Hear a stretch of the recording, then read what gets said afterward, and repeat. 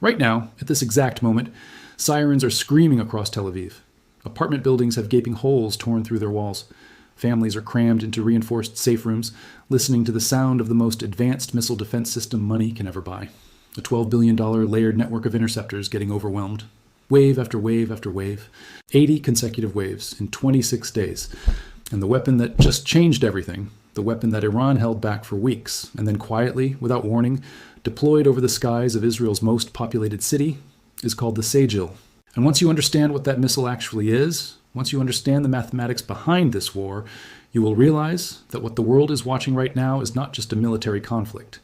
It is the systematic, calculated, economically engineered destruction of the most expensive air defense architecture ever built by human civilization. This is not a war Israel or America was prepared for. Not like this, not at this tempo, not against this specific weapon.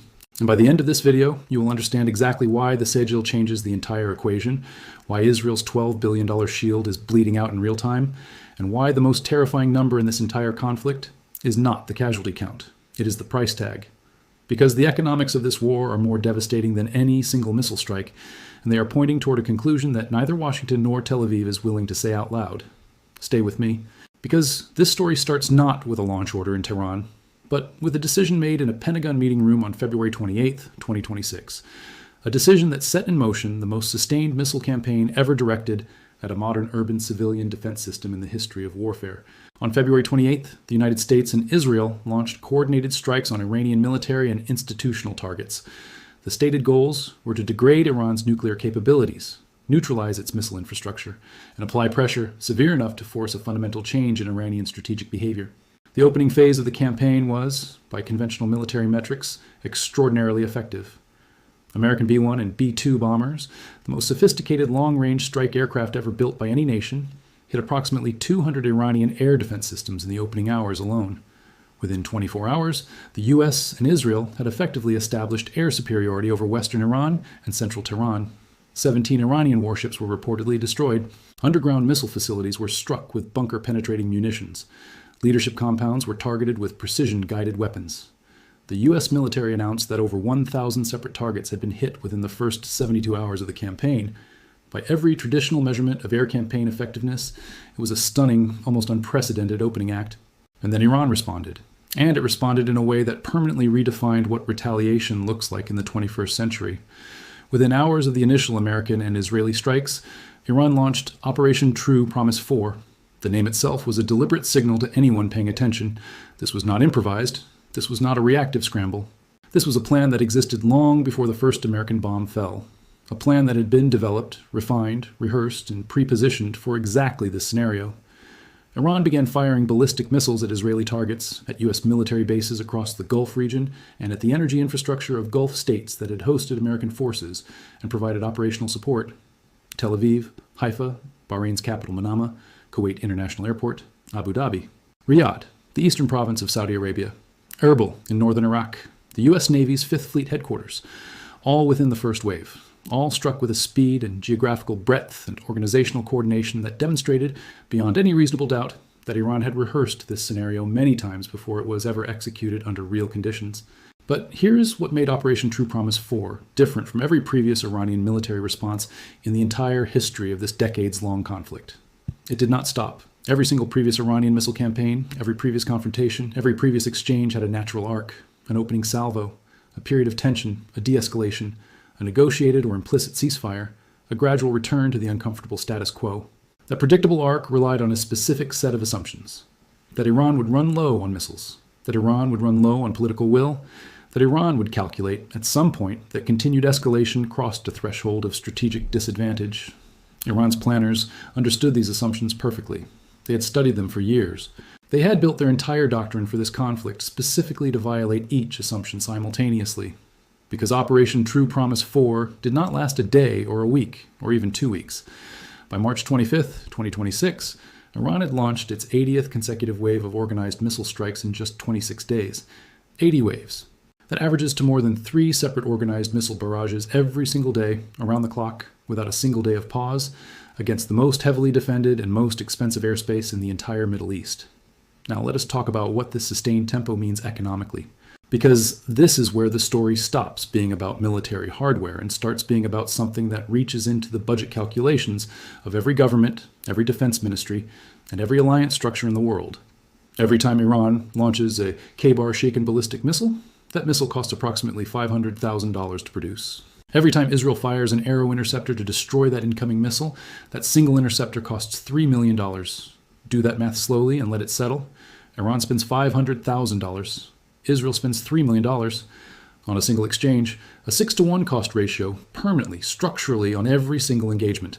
Now multiply that exchange by 80 waves of attacks. Multiply it by multiple missiles per wave, often dozens per wave. Multiply it by the documented fact that Israel cannot manufacture arrow interceptors faster than it is consuming them, and that the entire Western defense industrial base, running at absolute maximum production capacity, cannot replenish Israeli stockpiles at anywhere near the rate they are being depleted. The United States, the United Kingdom, Germany, and other allied nations have been shipping interceptors to Israel since the first week of this conflict. They are sending everything they have available in their own stockpiles. It is not enough. The production lines are running as fast as they physically can, given supply chains, manufacturing capacity, and trained workforce limitations. It is still not enough. The gap between consumption and replenishment is widening, not closing. This is the economic warfare dimension of this conflict that mainstream media is consistently failing to explain with the seriousness it deserves. Iran does not need to destroy Israel in a single massive catastrophic strike. Iran does not need to produce a single dramatic, decisive moment that overwhelms the defense system completely. Iran simply needs to keep firing. Keep the pressure sustained. Keep the interceptor stockpiles depleting faster than they can be replaced through any combination of domestic production and international resupply. Keep the cost asymmetry running in its favor. $500,000 of offensive expenditure against $3 million of defensive expenditure, until the cumulative arithmetic becomes politically and financially unbearable for the governments that have to explain these numbers to their voters and their bond markets. This is a strategy built entirely on patience and on mathematics, and the mathematics are working exactly as Iran designed them to work. And then came the Sejjil. In the 54th wave of Operation True Promise 4, Iran deployed a weapon it had been deliberately withholding since the very first day of this war. A weapon that had not appeared in any previous IRGC missile operation against Israel at any point in this conflict until that specific, carefully chosen moment. The Sejjil 2 ballistic missile. And when it entered Israeli airspace for the first time, and the analysts who study Iranian military doctrine saw its signature on radar data, they immediately understood that this conflict had crossed into an entirely new and significantly more dangerous phase. Let me explain precisely what the Sejjil 2 is, because the technical details are not just interesting.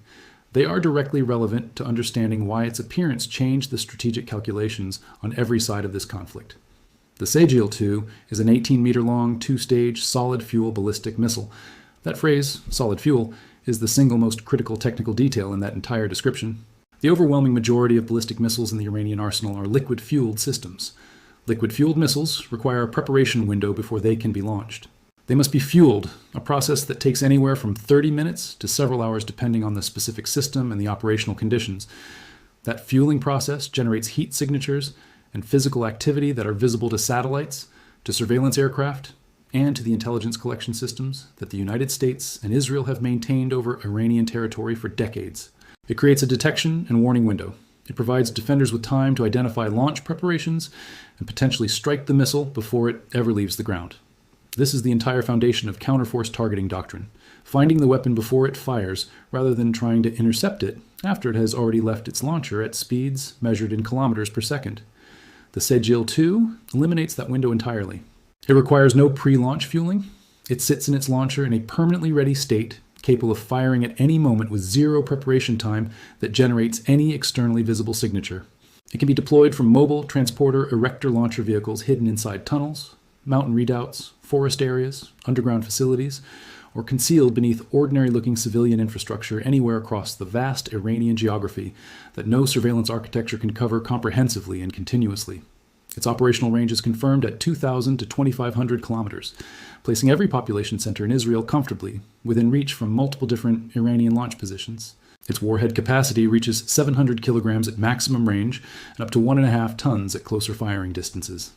To put that destructive capacity in concrete perspective, the Khorramshahr missile that Iran deployed extensively throughout earlier phases of this conflict already carries a devastating payload. The Sejjil 2 delivers 5 to 6 times the total launch mass of Iran's Fatah hypersonic missile. It is, without any qualification or softening of language, a significantly larger, significantly faster, and significantly harder to intercept weapon than anything Iran had previously committed to this campaign. When the Sejjil 2 appeared over Israeli airspace for the first time, warning sirens activated not just in Tel Aviv and the immediately surrounding communities, but across at least 141 separate geographical warning zones simultaneously across the country, 141 distinct locations, from the northern Galilee to the Negev desert, all receiving simultaneous alerts from a single coordinated wave. The sheer geographic coverage of that activation tells you everything you need to understand about the missile's reach and about the deliberate psychological architecture of the wave it led. Every Israeli in every one of those 141 locations, regardless of where they were physically at that moment, whether in a kitchen preparing a meal, in a car navigating city traffic, in a classroom, in an office, in a street market, heard the same alert at the same moment and had the same 90-second window to find shelter. 90 seconds. That is the physical reality around which all of modern urban ballistic missile defense is engineered. 90 seconds to reach a space that might protect you. The Sejjil entered this war under a wave designated Yazara, and it arrived in coordination with the Khorramshahr, carrying its dual warhead configuration, the K-Bar Shekin, the Qadr medium-range ballistic missile, and the Emad precision-guided variant. Iran did not send the Sejjil in isolation. Iran sent the Sejjil as the centerpiece of a deliberately architected multi-system wave designed to simultaneously stress every distinct layer of the Israeli defense architecture at the same moment. The Iron Dome system is engineered to handle short-range rockets and artillery shells. David's sling addresses medium-range threats at intermediate altitudes. The Arrow 2 and Arrow 3 systems handle long-range ballistic missiles from high altitude in the exoatmosphere. Each layer has defined capacity limits per engagement cycle. Each layer can be overwhelmed when the volume and variety of simultaneously incoming threats exceeds the number of simultaneous engagements the system was designed to handle. Iran's operational strategy of mixing missile types, trajectories, terminal velocities, approach altitudes, and warhead characteristics within a single coordinated wave is specifically and precisely designed to stress every layer of that architecture at the exact same moment rather than allowing each layer to engage threats sequentially. The results of this approach have been documented in Israeli police and emergency services reports from throughout this 26-day campaign. A missile carrying a 100-kilogram warhead struck between residential buildings in central Tel Aviv, causing severe structural damage across multiple addresses. A photograph circulated internationally showing a gaping hole torn through the exterior wall of a multi-story apartment building, exposing the interior rooms of multiple floors to open air. Police confirmed 6 separate impact sites across the city from a single wave, with 6 people wounded across 4 of those locations. In Ramat Gan, immediately to the east of Tel Aviv and functionally continuous with the city in terms of urban density and population, cluster munition warheads killed 2 residents in their 70s who were found outside the entrance of their building's protected shelter. They had left their apartment. They had moved toward the safe room. They were close enough that they knew where to go and were going there. They did not make it in time. In Beit Shemesh, 18 miles from the center of Jerusalem, a strike on a synagogue in a dense residential neighborhood resulted in 9 fatalities, the single highest civilian death toll of any individual strike in this conflict. The building that was hit was a reinforced communal shelter, designed and constructed specifically to protect occupants against exactly this category of threat. At least 2 interceptors had been launched against the incoming missile. Both interceptors had fired and completed their engagement sequences. Neither had stopped it. That final fact deserves to sit with you without any additional commentary for a moment. A reinforced communal shelter, people who had followed every instruction, every protocol, every emergency procedure they had been trained and reminded to follow. 2 interceptors committed to their defense. And it was not enough. Because even a defense system that performs at near perfect efficiency across thousands of engagements, when subjected to 80 waves of organized attack without a single day of respite, against weapons that are evolving and diversifying in each successive wave, will inevitably encounter the edges of its designed capability. The system did not fail through negligence or technical breakdown. It was pushed past what any system built by human engineers can guarantee against indefinite, sustained, mathematically designed attrition. The United States is currently bearing a compounding burden inside this conflict that has no historical parallel in the post-Cold War era. It is simultaneously the primary offensive strike partner, the primary financial underwriter of Israeli air defense operations, the direct target of Iranian missile strikes across its own Gulf military installations, and the guarantor of Gulf state security arrangements that are visibly and publicly fraying. Al Udeid Air Base in Qatar was struck by Iranian missiles. Ali Al Salam Air Base in Kuwait was struck. Al Dhafra Air Base in the United Arab Emirates was struck. The U.S. Navy's 5th Fleet headquarters in Bahrain, the nerve center of American naval power projection across the entire Gulf region, was struck. American service members have been confirmed killed in these attacks. And the cumulative financial bill for defending against all of this, while simultaneously sustaining offensive operations, while managing deteriorating Gulf alliances, while explaining an expanding conflict to a domestic American public, sits against the backdrop of a national debt that crossed $39 trillion in March 2026, right as this conflict reached its most intense phase, as though the calendar itself wanted to underline the impossible fiscal mathematics of the moment. The Pentagon has formally requested $200 billion in additional emergency appropriations to fund these operations. $200 billion additional dollars layered on top of the largest baseline defense budget in the recorded history of any nation financed by a government borrowing against $39 trillion of existing obligations. Iran's strategic planners looked at this fiscal reality before the first shot was fired. They looked at the cost of arrow interceptors. They looked at the production capacity ceilings of Western defense manufacturers. They looked at the political cycle in Washington and the appetite of American voters for open-ended military expenditure with no defined victory condition and no credible exit timeline. And they designed a campaign around exactly those vulnerabilities, not around defeating American military technology, around exhausting American financial and political will. The IRGC made a pointed and deliberate public statement during this campaign that Western media failed to examine with the seriousness it warranted. Iran's military publicly stated that the Pentagon had been systematically suppressing images and footage of successful Iranian precision strikes on American military assets across the Gulf region, calling it an information blackout designed to manage domestic American perception of how the conflict was actually progressing. The IRGC described this as evidence of profound panic and a desperate attempt to control a narrative that the physical facts on the ground were contradicting.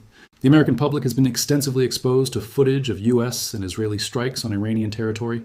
It has seen a carefully curated and substantially smaller amount of documentation showing what Iranian missiles have done to American military infrastructure across Bahrain, Qatar, Kuwait, and the UAE.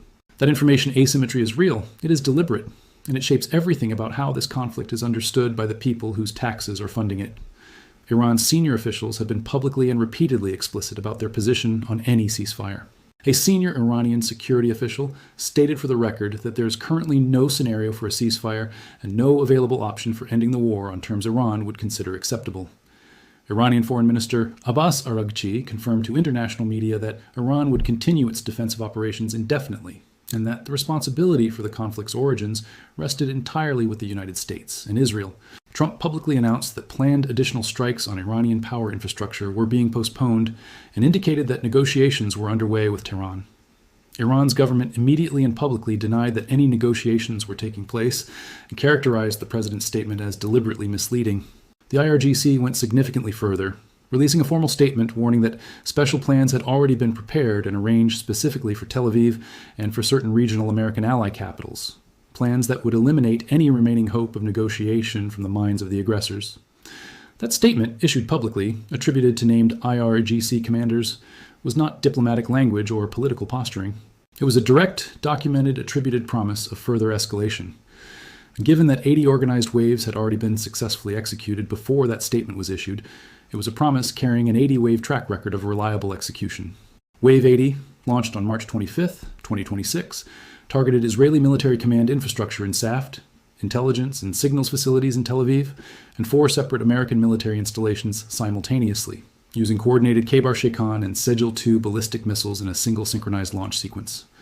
The IRGC released its own documentation of this wave's results, showing what Israeli and American broadcast media were not showing their domestic audiences. It showed impacts on designated target coordinates.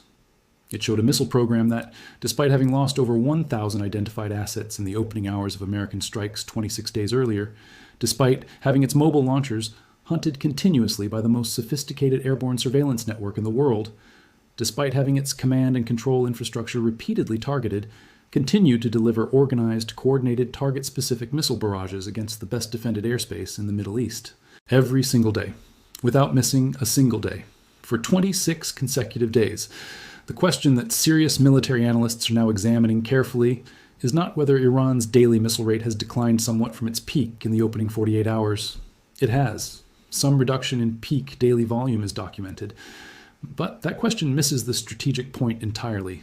The strategic logic Iran deployed does not depend on maintaining peak launch rates indefinitely. It depends on maintaining the cost ratio.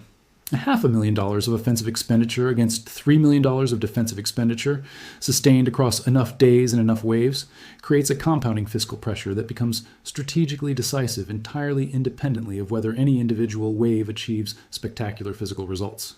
The arithmetic works for Iran as long as the ratio holds and as long as Western production lines cannot close the replenishment gap. Both conditions remain true as of Wave 80.